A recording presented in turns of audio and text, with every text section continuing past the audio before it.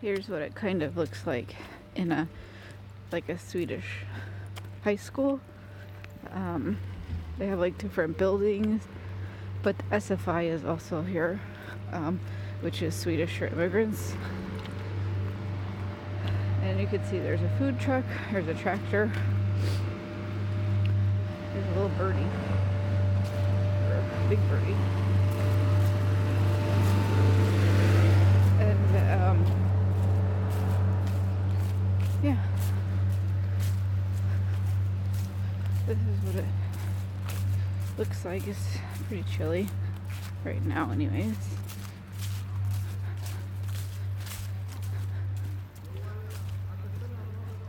I think it's a school for, right now they're on Höstlov, which is like fall break for a week. So that's why there's like really nobody here. Here's a food truck. The school is for high school kids that want to learn like a trade in mechanics and stuff like that type of thing. Work on with their hands with like machinery and stuff, I believe. That's kind of high school it is. And I'm just leaving, like I said, SFI, which is Swedish for immigrants. I go there Monday through Friday. And yeah, it's not bad. That could be another video for another day. Right now I'm walking through the school area. It's like really quiet because, like I said, they're on fall break, the high school kids. So it's like really nobody here. And I'm walking to the bus stop where I will take the bus into town and go to work. Today is Halloween, so I have my Halloween shirt on. Can't really see it because I have so much freaking clothes on because it's cold. It's like in the 40s, so I have a jacket and a scarf and a hat and the whole get up. And still, I don't think it's enough layers. I'm cold, but I'm from Florida and I'm not used to wearing layers. We don't put layers on. We usually take things off in Florida because it's so hot, so I'm not used to the whole layering thing. So it's difficult for me to figure out the whole layer system.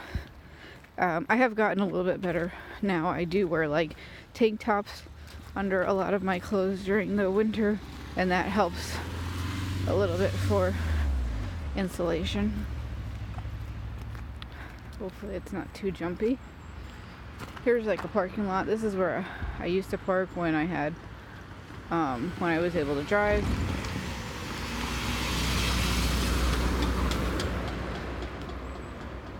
In Sweden, you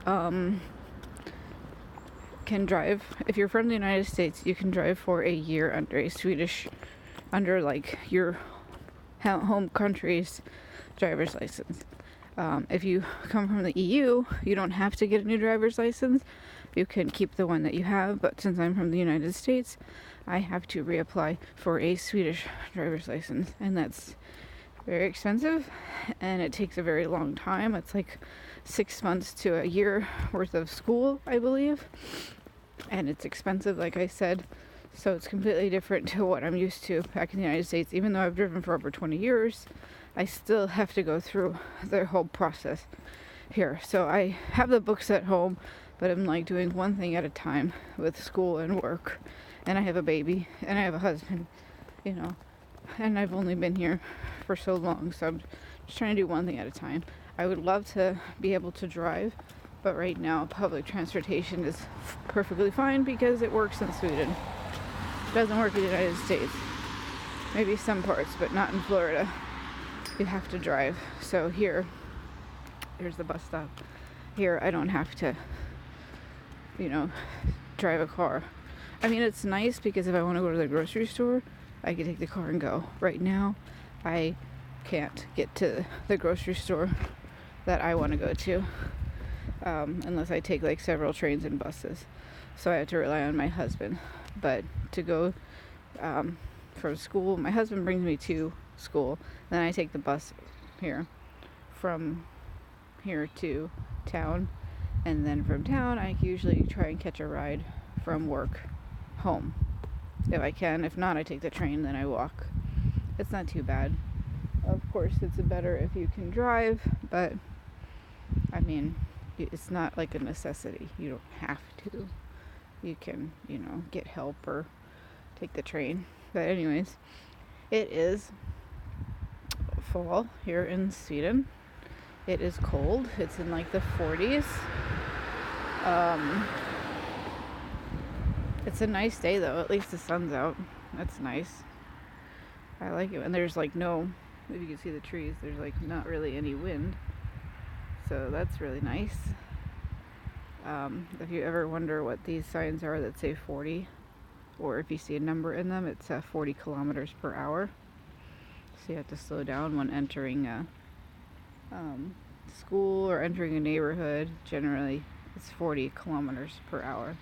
If you're on like a big road where there's not a lot of traffic, like a lot of homes or anything, it goes up to about 70 kilometers an hour. And then on the major highways, it goes up to about 120 kilometers per hour.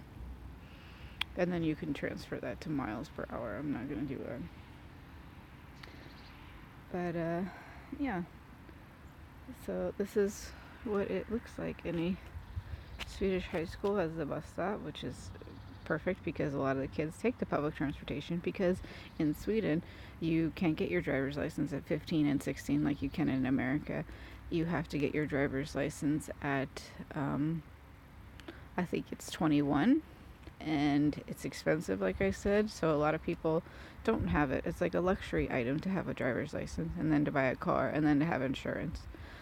So a lot of people do it when they're older in life, maybe they're late 20s, because public transportation is so easy and so just available, affordable, especially if you're a student, or you get a student discount.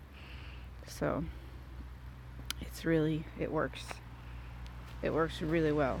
So a lot of people take advantage of it. But to drive here in Sweden, it wasn't hard. At first I was like nervous because it's another country I'm not used to. But then, coming from Florida and having driven in Miami and Tampa and Orlando, it was like, this was a piece of cake. This was so chill and so relaxed. So after I thought about it, I'm like, if I can drive there with like 8 million people, frantic, fucking never putting a blinker on, I'm like, I can drive in Sweden.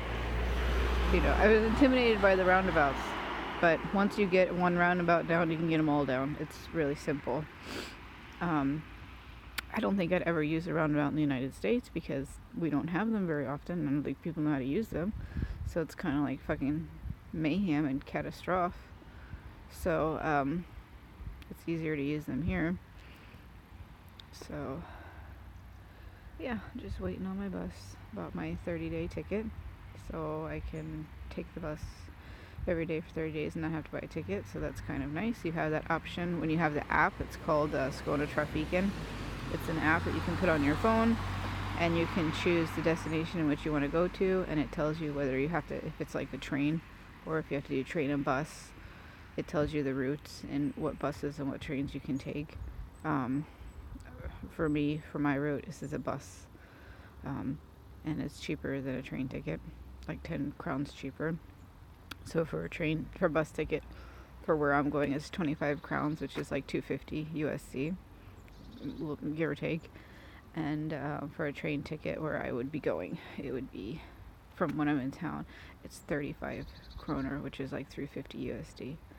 And if you're doing that every single day, it adds up. So it's nice to get the monthly card. So for my monthly bus card, it was 450 crowns, which is like 45 USD a month, to get from school to work.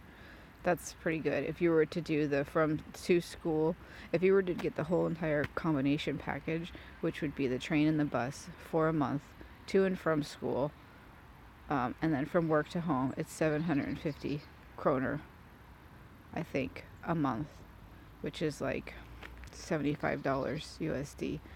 Now you compare that to a car payment and insurance and upkeep on a car. $75 a month is affordable compared to that stuff. Now sometimes, like in our family, we have both. I have a bus ticket, we have a car, but because we were working at the time in two different places, my husband would take the train, I would take the car, but it kind of paid for itself because $75 wasn't very much extra. It's not like having another car with another insurance and another payment. It's still cheaper for one of us to take the train and drive, the other one drive, than to have two cars. A lot of people carpool in Sweden. They'll buy one car and then just drop, kids off, family off, and just do everything with one car. Some people have two cars, of course, but it's more common to carpool in Sweden, especially since the gas is so high. It's like right now, I want to say 13 or 14 kroners per liter. So I'd say it's like $5 a gallon.